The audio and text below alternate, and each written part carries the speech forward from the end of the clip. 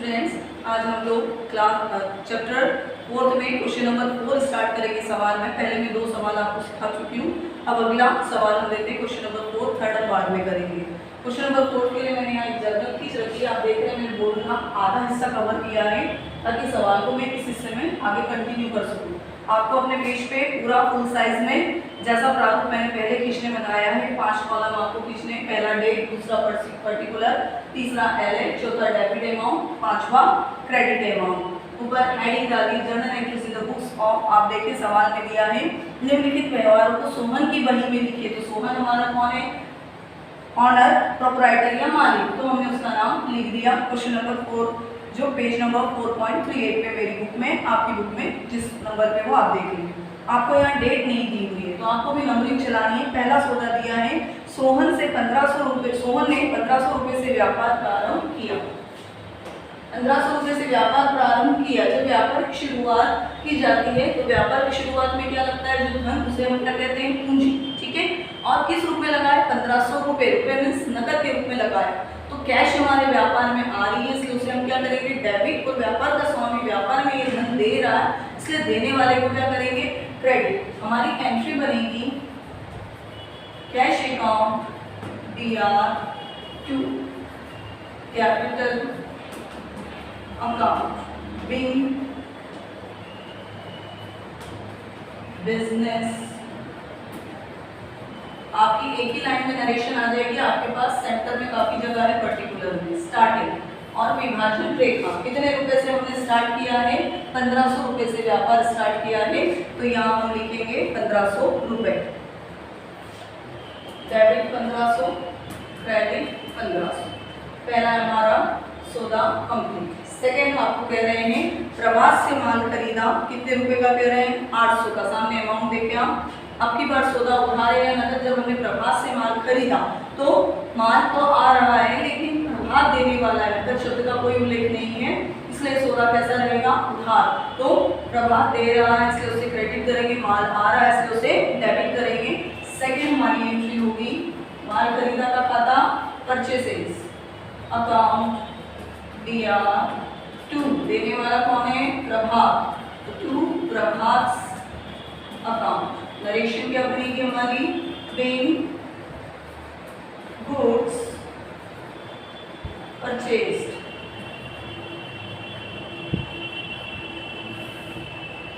कितने रुपए से किया हमने? 800 रुपए का माल खरीदा, 800 डेबिट, 800 क्रेडिट। थर्ड एंट्री है रवि को माल बेचा। यहाँ भी सौदा कैसा है? उधार, क्योंकि नकद शब्द नहीं और व्यक्ति का नाम दिया।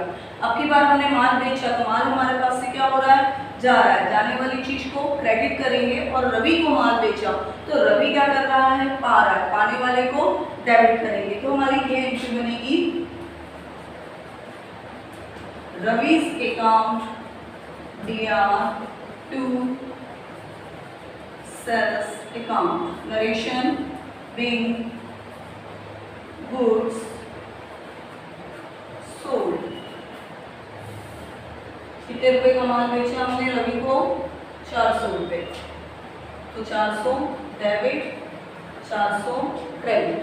नेक्स्ट एंट्री है आपकी रोकड़ी माल क्रय किया। रोकड़ी मीन्स नकद। आपकी बार नकद माल खरीदा तो माल खरीदने पर माल तो क्या हो रहा है?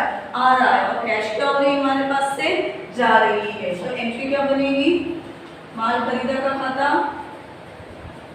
Purchases account DR2 cash account in goods purchase. अब आप देखें अमाउंट कितना है आपका? 1000 डेबिट, 1000 क्रेडिट। अब आप देखें मेरा ये पेज, माना कि ये मेरा एक पेज है, ये पेज भरा गया है। अब मेरी अगली एंट्री यहाँ पर प्रॉपर नहीं बन सकती। आप भी अपने पेज के अकॉर्डिंग ये काम करेंगे कि जब भी जर्नल का कोई एक पेज भर आपका कंप्लीट हो जाता है, पूर्ण हो जाता है, तो आगे इसकी टोटल को ले जाया जाता है। उसका तरीका मैं आपको बता रही हूँ, जो ध्यान से सीखना है आपको। ये जो विभाजन रेखा वाली लाइन है, इसी लाइन को अमाउंट वाले कॉलम में और लिखेंगे। नीचे से ये पांचों कॉलम की लाइन को पूरा कंप्लीट कर देंगे और अंदर की तरफ से ये जो आपके टोटल वाला कॉलम है, इससे हम क्या करेंगे, अमाउंट वाले कॉलम को डबल कर देंगे, सामने लिखेंगे total C oblique F। C oblique F means होता है कैरी फॉरवर्ड, अर्थात टोटल मीन्स होता है योग आगे ले गए, मतलब अगले पृष्ठ पर हम इस योग को ले जाएंगे। अब हम डेबिट और क्रेडिट की कॉलम की टोटल लगाएंगे। 1500 और 800, 2300, 2300 और 400, 2700, 2700 और 1000, 3700 डेबिट, 3700 क्रेडिट। क्लियर? अब यही टोटल नेक्स्ट पेज पर फॉरवर्ड होगी। तो नेक्स्ट पेज पे पहले हमें क्या लिखना पड़ेगा, प्रारूप खींच लेते हैं हम। यही 5 कॉलम वापस से खिंचाएंगे। पहला डेट, दूसरा पर्टिकुलर, तीसरा एलएफ, चौथा डेबिट अमाउंट और क्रेडिट अमाउंट। कॉलम को नेम दे दें, date, particulars, LF, debit amount और क्रेडिट अमाउंट। लेकिन हेडिंग यहाँ नहीं आएगी क्योंकि हम सवाल की स्टार्टिंग में हेडिंग दे चुके हैं। अब ये जो टोटल हम यहाँ CF करके लाए थे उसे यहाँ आगे लाया जाएगा, तब हम लिखेंगे total B oblique F। B oblique F means brought forward, total आगे लाए। कौन सी टोटल? यही जो हमने पिछले पेज पर लगाई थी। पिछले पेज पर मेरी टोटल कितनी थी? 3700, और इस पेज पर भी कितनी है मेरी? 3700। आप ध्यान दीजिएगा, मेरी और आपकी टोटल अलग अलग आ सकती है क्योंकि मेरे एक पेज पर कितने सौदे आए? 4। हो सकता है आपके 5 या 6 आ जाए, 8 आ जाए, तो आपको अपने सौदों के हिसाब से टोटल लगाकर नेक्स्ट पेज पर लिखनी है। प्रोसीजर आपका यही रहेगा, तरीका यही रहेगा, लेकिन टोटल के फिगर हो सकता है मेरे और आपके पेज वाइज बदल जाए। ग्रैंड टोटल सभी की एक समान आएगी क्योंकि जर्नल में जितने सौदे आप लिखोगे उतने ही मैं लिख रही हूँ। ठीक है, अगला सौदा लेते हैं, सौदा नंबर 5, फर्नीचर का क्रय किया। फर्नीचर का क्रय किया, व्यक्ति का नाम नहीं है, मतलब सौदा कैसा है? नकद। तो नकद फर्नीचर खरीदा, तो नकद हमारे पास से क्या हो रही है? जा रही है, जाने वाली चीज को क्रेडिट करेंगे। फर्नीचर क्या हो रहा है? आ रहा है, आने वाली चीज को डेबिट करेंगे। तो एंट्री होगी furniture account DR to cash account, narration being furniture purchase. Amount आपको दिया हुआ है 100 रुपीज। 100 डेबिट, 100 क्रेडिट, विभाजन रेखा। नेक्स्ट नंबर 6, किराया चुकाया। किराया एक प्रकार का क्या है? अवास्तविक खाता। हमने चुकाया तो हमारे लिए क्या है? खर्चा। खर्चे को क्या करेंगे? डेबिट। और जब हमने चुकाया तो हमारे पास से कैश क्या होगी? जाएगी, इसलिए उसे हम करेंगे क्रेडिट।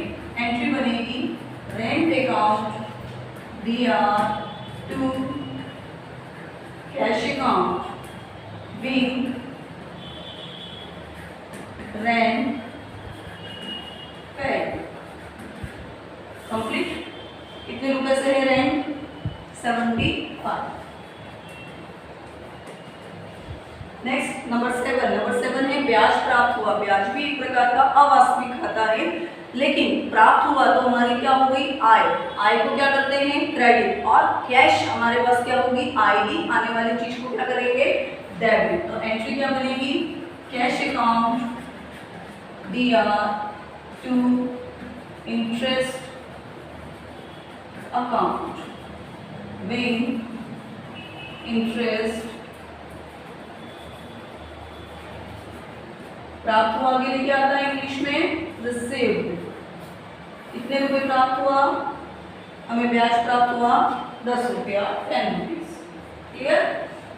अब नेक्स्ट हमारी बैंक में जमा किया, नंबर 8। अब मेरे पास इतनी जगह नहीं है कि मेरी प्रॉपर पूरी एंट्री हो जाए, तो फिर मुझे एक पेज खत्म हुआ तो फिर से क्या लगानी पड़ेगी? टोटल। वही प्रोसीजर, अमाउंट में लाइन खींची, अंदर से डबल करी, यहाँ फिर क्या लिखूंगी मैं? Total C oblique F। अब ऊपर के अमाउंट में ये अमाउंट और जोड़ दूंगी, तो 37 और 1 3800, 3885, 3885। इधर भी 3885। ये कंप्लीट हो गया एक पेज। अब नेक्स्ट पेज यहाँ से चालू होगा। मैंने साफ कर रही हूँ, आप नोट कर चुके होंगे अभी तक।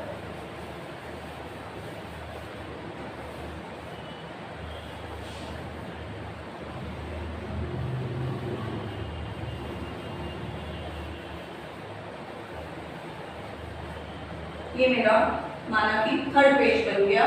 कॉलम वगैरह वही रहेंगे, हेडिंग इस वाले पेज पे भी नहीं आएगी क्योंकि हम पिछले पेज पे फर्स्ट पेज पे दे चुके हैं। अब टोटल पहले क्या करूँ मैं, ब्रॉड फॉरवर्ड करूँ तो यहाँ लिखा जाएगा टोटल BF कितना, वो अमाउंट जो 3885 था वो यहाँ ब्रॉड फॉरवर्ड हो जाएगा। इस पेज के टोटल में ये पेज जुड़ जाएगा, इसलिए नीचे लाइन नहीं खींची जाती है। ओके चलिए, एक हमारा जो ट्रांजैक्शन है बैंक में जमा की है। जब बैंक में जमा की है तो बैंक क्या कर रहा है, रिसीव, तो बैंक हमारा रिसीवर है इसलिए उसको डेबिट करेंगे, और जमा की क्या, कैश, कैश हमारे पास से क्या हो रही है, जा रही है, इसलिए उसको क्या करेंगे, क्रेडिट। तो नंबर 8 पर आएगा bank account DR to cash account being cash deposited. कितने रुपए से, 150, 150। 9 आपको दिया हुआ है शशांक को रोकड़ी विक्रय, रोकड़ी विक्रय मतलब नकद माल बेचा, तो शशांक के खाते का कोई महत्व नहीं रहेगा, नकद माल बेचा तो माल हमारे पास से क्या हो रहा है, जा रहा है, कैश क्या हो रही है, आ रही है। तो एंट्री क्या बनेगी 9 की, कैश आ रही है इसलिए डेबिट, कैश अकाउंट DR2, माल जा रहा है इसलिए माल बेचा का खाता sales account, narration being goods sold, amount 300 complete. ये ट्रांजैक्शन, लास्ट ट्रांजैक्शन गाड़ी भाड़ा दिया। गाड़ी भाड़ा भी एक प्रकार का क्या है, खर्चा, खर्चे को क्या करेंगे, डेबिट, और कैश हमारे पास से क्या होगी, जाएगी। हम एक्सपेंडिचर का एक पहले भी ट्रांजैक्शन कर चुके हैं, ठीक है। गाड़ी भाड़े को कैरेजेस भी कहते हैं और कार्टेज भी कहते हैं, आप दोनों में से कोई भी नाम ले सकते हैं। Carriages account DR2 cash account being carriages paid.